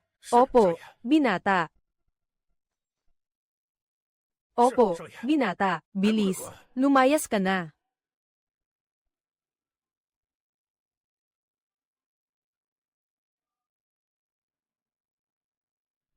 Hoy, Dr. Lu, nandito ka na ba? Ako at si Dr. Zhao ay nasa kwarto ng anak ko at naghihintay sa iyo. Hindi maganda ang lagay niya ngayon.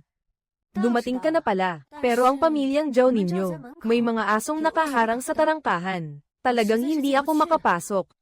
Hindi ba yung gwardya sa pintuan na walang modo? Pasensya na po, Dr. Lu. Tungkol sa anak ko, ito nga, kagyatang nangyari. Hindi ko na ipagbilin sa bantay sa gate. Sasalubungin na kita sa gate. Mabuti mo munang tanungin ang anak mo, si Zhao Hao. Tay.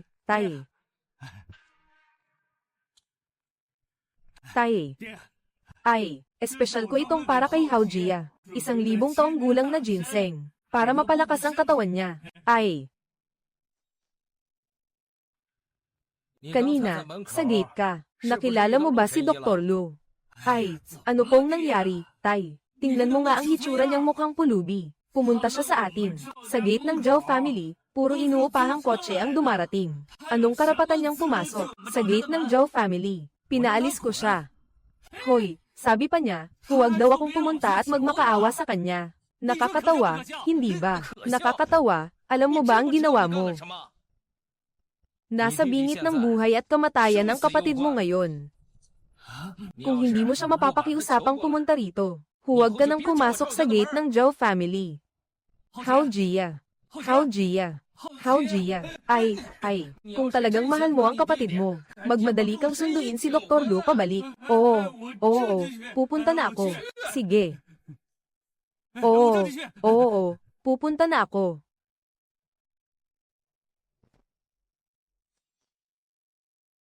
Ay.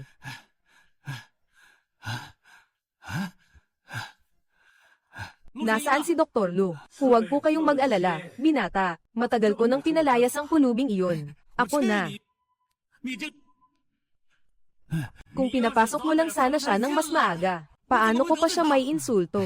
Ikaw, bilisin mong lumayas dito. Bukas, huwag ka nang dumaan dito para magbukas ng pinto, ha?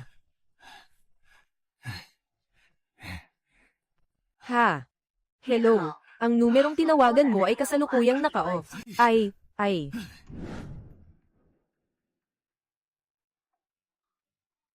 Mag-taxi na lang. Talagang napakaabala.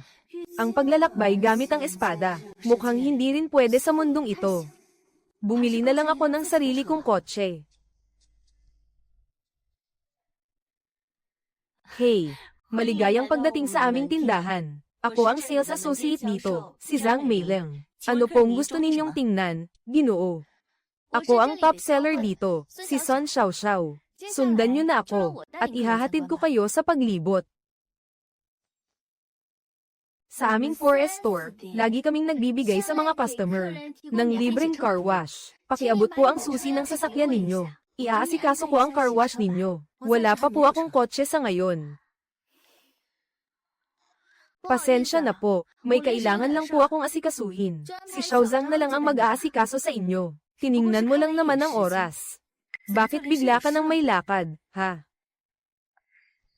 Ay, sige na nga.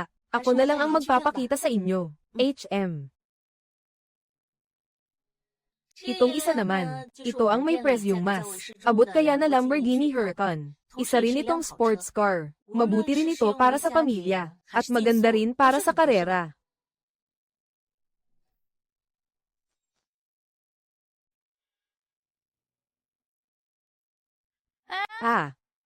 Itong binibini. Hindi mo kayang kontrolin ang kotse na ito. Hoy, Dukha, huwag mo nang galawin ang kotse.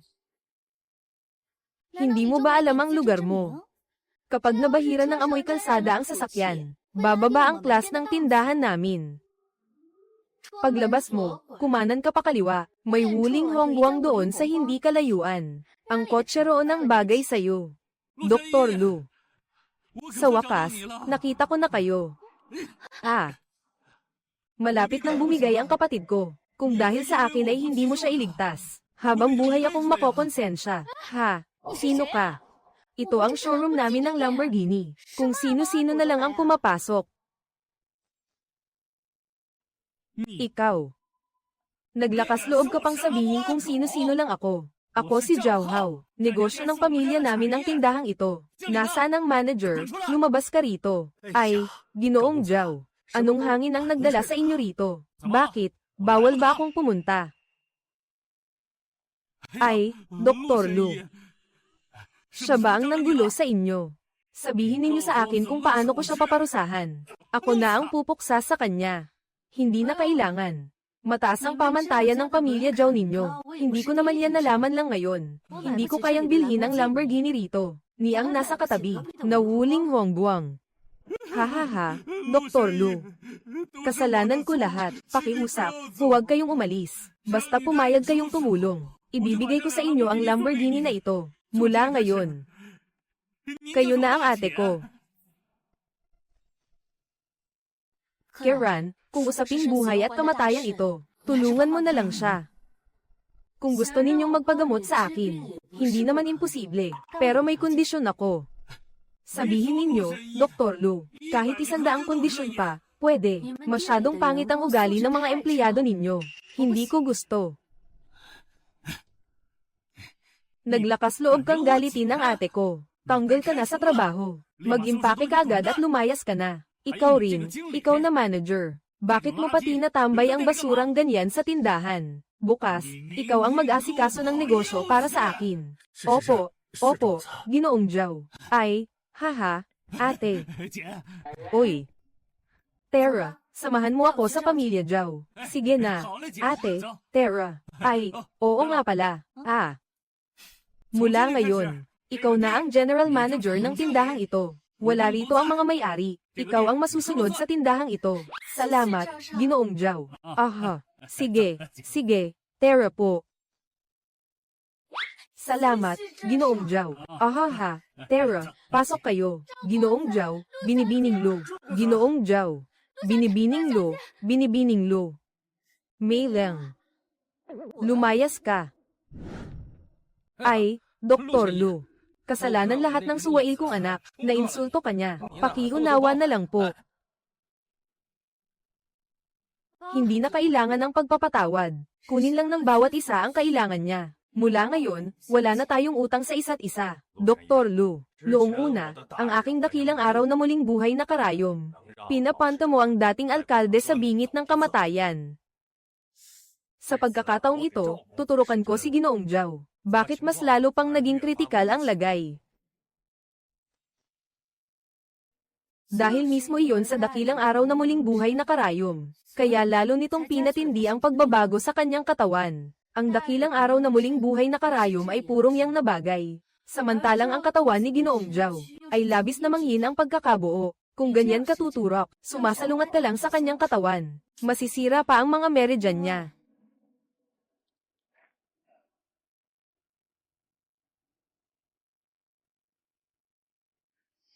Lalo pang mabigat ang yin energy sa bahay niyo. Kaya lalo nitong pinabilis ang pagbabago sa kanyang katawan. Hindi kayang maayos ang yin energy sa loob niya. Posibleng mamatay siya sa loob ng panahong ito. At maging isang mabangis na multo. Ano raw? Mabangis na multo. Dr. Lu, pakiusap, iligtas mo na ang anak ko. Hindi naman imposibleng mailigtas siya. Kailangan lang na unti-unti at maayos na. Magpasok ng yang energy sa katawan ni Ginoong Zhao. E paano naman ipapasok ang yang energy? Dr. Lu, Dr. Lu. Alam kong napakalakas ng kakayahan mo. Pakiusap, iligtas mo ang anak ko. Hindi naman mahirap iligtas siya. Pero, kailangan ko siyang halikan. Bilang isang may golden core na katawan, isang halik lang mula sa akin ang kailangan niya, para mailigtas siya. Pero ang problema, ito ang unang halik ko. Ay, Dr. Lu, dahil kaya mo siyang iligtas. Maawa ka na lang. Kapag nailigtas mo ang anak ko, handa kong ibigay ang kalahati ng ari-arian ng Zhao family sa'yo. Bilang kapalit. Ay, Dr. Lu. Dahil kaya mo siyang iligtas. Maawa ka na lang. Kapag nailigtas mo ang anak ko, handa kong ibigay ang kalahati ng ari-arian ng Zhao family sa'yo bilang kapalit. At saka, ang anak ko ay hindi pa nagkaka-girlfriend kailanman. Si Hao Jia, bago pa siya mawala ng malay, ay isa na sa mga pinapangarap ng napakaraming magagandang babae sa Jiangnan. Kahit kalahati ng ari-arian ng Zhao family, ang ipalit ko. Hindi naman tatanggi si Lu Shu, di ba? Kung hindi mo naman ikinaiinis, ituturing mo na lang akong manugang na babae. Ano? Ito. Iniligtas ko siya, tapos ako pa ang magiging manugang na babae ng Zhao family. Hindi ako papayag niyan. Hindi.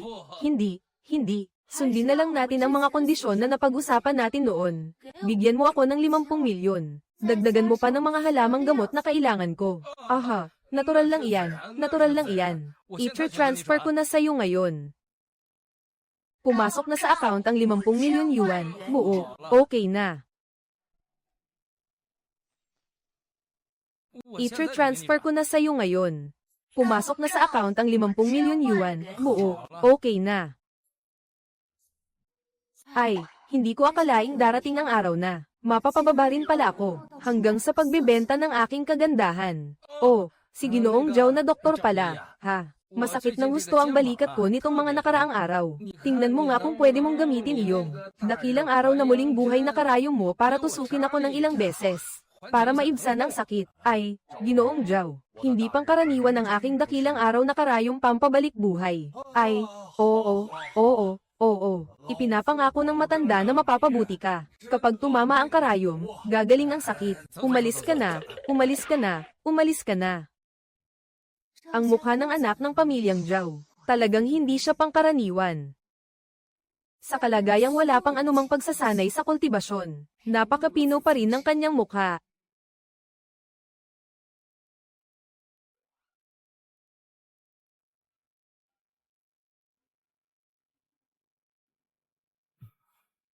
Ano ba ito? Bakit may humahalik sa akin? Ang ganda ng babaeng ito. Matagal na akong walang malay. Bakit ngayon lang ako nagising sa halik niya? Ha?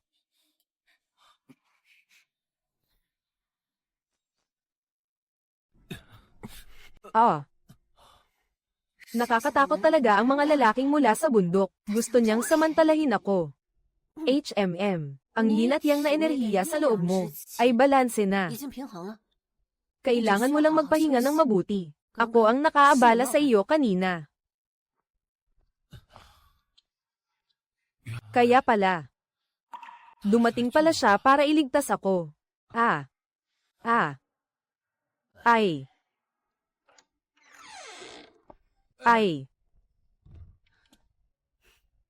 Ang yin at yang na enerhiya sa katawan ni Young Master Zhao ay naging matatag na. Wala na itong problema.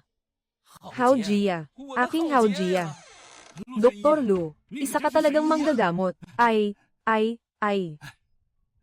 Dr. Lu, sinabi ko na, kapag pumunta kayo rito para iligtas ang kapatid ko, ibibigay ko sa inyo ang Lamborghini ito. Salamat, Dr. Lu.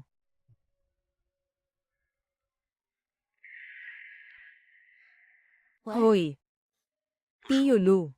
Ngayong alas 6 ng hapon, makikipagkita ako kay Shi Zhengxiang sa opisina ng Civil Registry para magpakasal. Bago iyon, pwede ba kitang makita?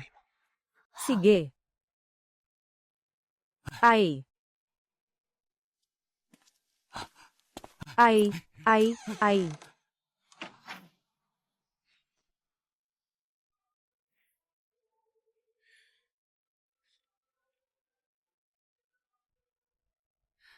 Hoy, Tiyulu. Ngayong alas 6 ng hapon, makikipagkita ako kay Shi Zhengxiang sa opisina ng Civil Registry para magpakasal. Bago iyon, pwede ba kitang makita? Sige. Sige.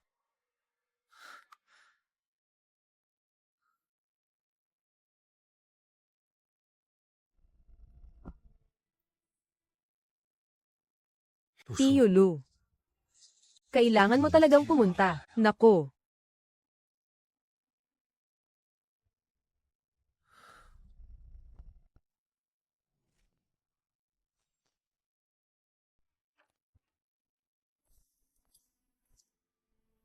May sakit si Xiaofan. Pero nang marinig kong magpapakasal siya, hindi ko napigilan ang sarili ko. Ah.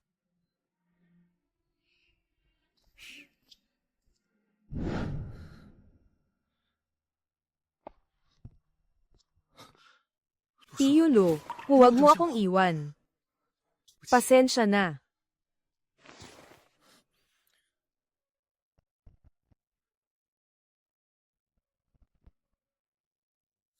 Tiyulu, ayokong pakasalan si Shi Zhengxiang. Gusto kitang tulungan. Alam kong mahirap ito para sa iyo. Bibigyan kita ng 5 milyon. Ayos ba?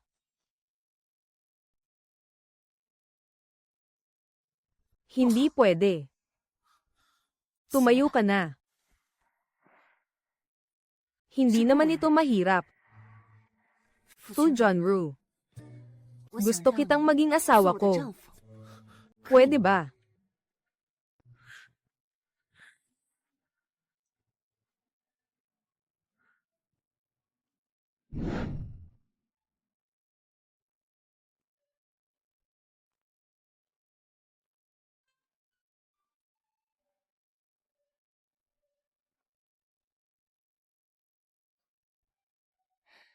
Nabalitaan ko kay Xiaokun na ibinenta mo ang villa. Kaya gumastos ako ng dagdag na 1 milyon para bilhin itong muli.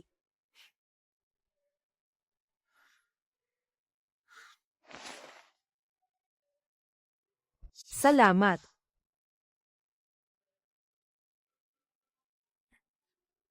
Sasagutin ko lang ang tawag. Oy.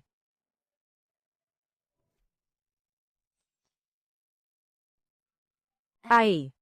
Sasagutin ko ang tawag. Oy. Dr. Lu. Ako si Zhao Chenkun. Para pasalamatan ka sa pagpapagaling mo sa aming Haojia. Bukas ay maghahanda ako ng salo-salo sa restaurant ng Zoxenlo. Hindi ko alam kung convenient ka. Napakagalang mo, Leader Zhao. Siyempre hindi ako tatanggi. Sige, sige, sige. Tay, pumayag na ba si Dr. Lu? Ay, haha.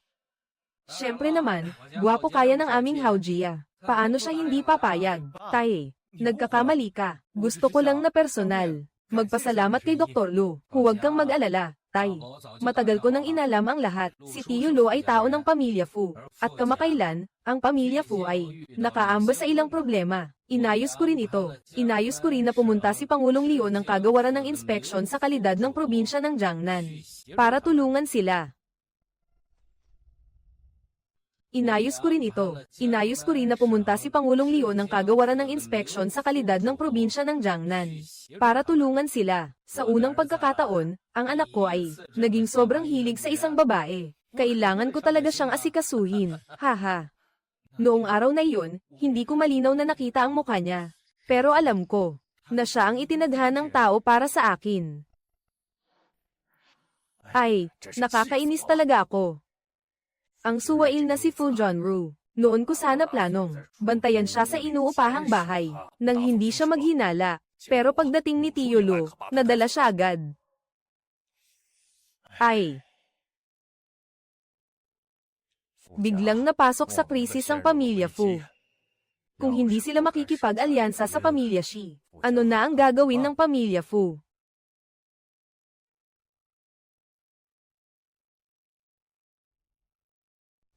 Oy, si Lolo Fu po ba iyon? Ako ang hepe ng kagawaran ng inspeksyon sa kalidad ng lungsod ng Jiangnan. Ay, si Pangulong Liu pala. Ano iyon? Naaprubahan na ba ang sa amin?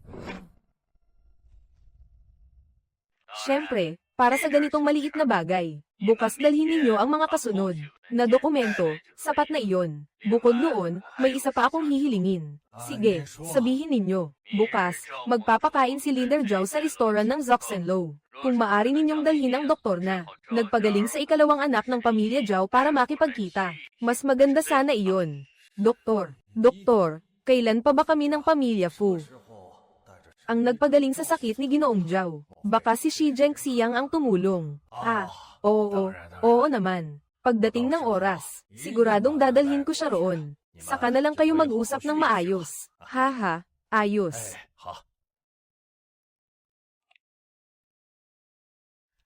Ay, ang batang ito ni Chao Qiao ay talagang marunong umintindi. Alam niyang napasok sa krisis ang pamilya Fu. Pero tinulungan pa rin niya ang ikalawang binata ng pamilya Zhao. Malamang gumastos siya ng malaki.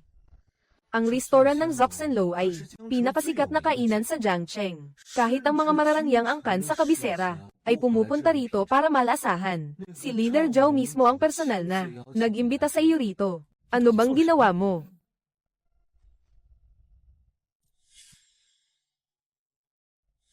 Kung aaminin kong ibinigay ko ang unang halik ko kay Zhao Haochen, hindi pwedeng magselos ang lalaking ito. Hindi pwedeng banggitin kahit kaunti ang bagay na ito. Sekreto ito, pasok tayo agad. Handaan ng pinuno ng alyansa ng Zhao. Walang imbitasyon, bawal pumasok. Tito Lu, wala kang imbitasyon pero gusto mo pang pumasok sa restoran ng Zoxenlo. Alam mo ba kung kaninong handaan ngayon? Lungsod ng Jiangnan, alyansa ng Wuhu.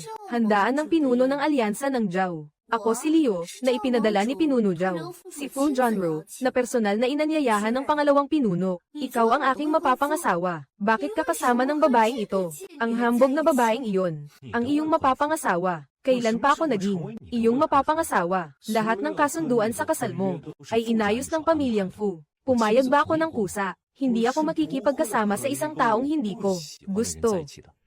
Isang malaking kalapastanganan. Ang utos ng magulang ay hindi maaaring suwayin, Zhonru. Sobra mo na akong dinesmaya. Lolo, hindi po ako pasaway. Naagrabyado ako, akala ko. Ikaw pa rin ang dating ikaw noon. Lolo, paulit-ulit mo yang sinasabi. Ang dami ng beses ng mga kasunduan sa kasal. Naisip mo ba minsan ang nararamdaman ko? Lahat ng ginagawa mo ay para sa pamilyang Fu. Kung hindi maaaring suwayin ang utos ng magulang, ngayon ay puputulan ko ang ugnayan ko sa pamilyang Fu. Siyempre, hindi na ako kabilang sa pamilyang Fu. Wala kayong karapatang pakialaman ng kasal ko. Ikaw, Ang lalaking ito, sa harap ng lahat, ay naglakas loob pang tanggihan ang kasal ko. Isa itong walang habas na pagyurak sa akin.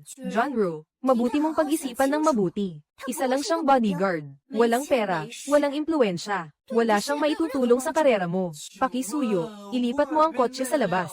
Sino ang may-ari ng Lamborghini? Masyadong mamahalin ng kotse na ito. Para matiyak ang kaligtasan ng mga bisita, ang sasakyan mo. Pakibigay na lang sa akin ang susi. Tinulungan ka ng mga profesional na tauhan ng restoran ng Zoxenlo. Pakilipat ka sa pwesto ng VIP na bisita.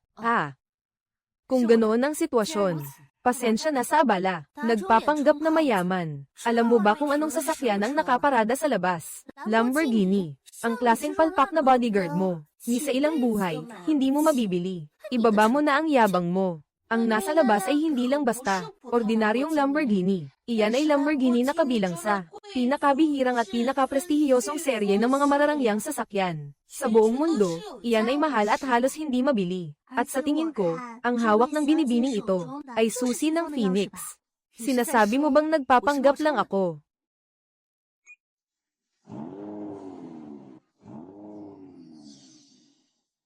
Tama nga, susi nga ng Phoenix. Hindi ko inakalang ang binibining ito ay bata pa pero may luxury car na. Nakakainggit naman siya ng bongga. Wala silang imbitasyon. Tapos haharanggan pa nila ang pinto ng ganyan. Bilisan ninyong palayasin sila. Tingnan ko lang kung sino ang manggahas gumalaw sa akin kahit isang hibla ng buhok. Buwisit. Peste. Katatapos ko lang marinig na may gustong lumusog sa aking ninang, si Xiao Kun. Pinuno Xiao, hindi po ninyo alam. Ang doktor na siya na ito ang nagligtas sa buhay ng aming ginoong Zhao. Ay, interesante. Ninang, napagaling mo ang pamangkin ni Zhao Haojia. May naglakas loob pang magpanggap at agawin ang kredito. Sobrang kapal ng mukha. Kung marunong ka palang magpanggap, papahiya kita ng husto. Ay nako. Ito na nga ang Dr. Shi. Pakiusap, tuloy po kayo. Buti na lang at iniligtas mo ako. Sa karamdaman ng pamangking si Haojia, wala po iyon. Dahil isa lang naman itong hindi pagkakaunawaan. Kung gayon, Pinuno Xiao, mauna na po kayong pumasok. Siyempre, pumasok na po kayo. Ano ba? Narinig mo na ba ang pangalan ni Dr. Shi? Alam mo ba? Hindi ko alam. Sa kahit anong kaso, may palabas tayong mapapanood. Tito Lu, naglakas loob ka pang pumunta. Ay, Dr. Shi, ang Tito Lu na ito ay may naging utang na loob sa akin. Kaya ginawa ko siyang ninang. Pakiunawa na lang sa akin mula ngayon. Inaanyayahan ko ang lahat na dumalo sa aking piging na inorganisa ni Kuya Zhao. At itong katabi ko, ay hindi lang mula sa pamilyang Shi sa Beijing. Isa rin siyang tagapagligtas ng buhay ng pamangkin kong si Haojia. Talagang napakahusay ng kanyang husay sa panggagamot. Ngayon, ihaharap ko siya sa inyong lahat upang makilala ninyo siya. Nagtipon tayong lahat dito ngayon. Isa rin itong pagkakataon para sa aming pamilyang Fu na makipagkaibigan. Mga Ginoo, sa mga susunod na araw, ang pamilyang Shi at ang pamilyang Fu ay maghahanda para sa proyekto ng pag-unlad sa Jiangnan. Ang mga proyektong ito ay buong responsibilidad ng aming pamilyang Fu. Inaanyayahan namin ang lahat na pumunta bukas sa pamilyang Fu para pag-usapan ito. Handa ang aming pamilyang Chen na makilahok sa piging ng pamilyang Fu bukas. Darating din ang aming pamilyang Wang bukas. Pati ang aming pamilyang Lei. John Ru, malinaw na ba sa iyo? Ang pamilyang Fu at ako ay iisa ang kapalaran. Magkasabay sa luji at sa pakinabang. Ang pag-angat ng pamilyang Fu ngayon ay dahil lahat sa akin.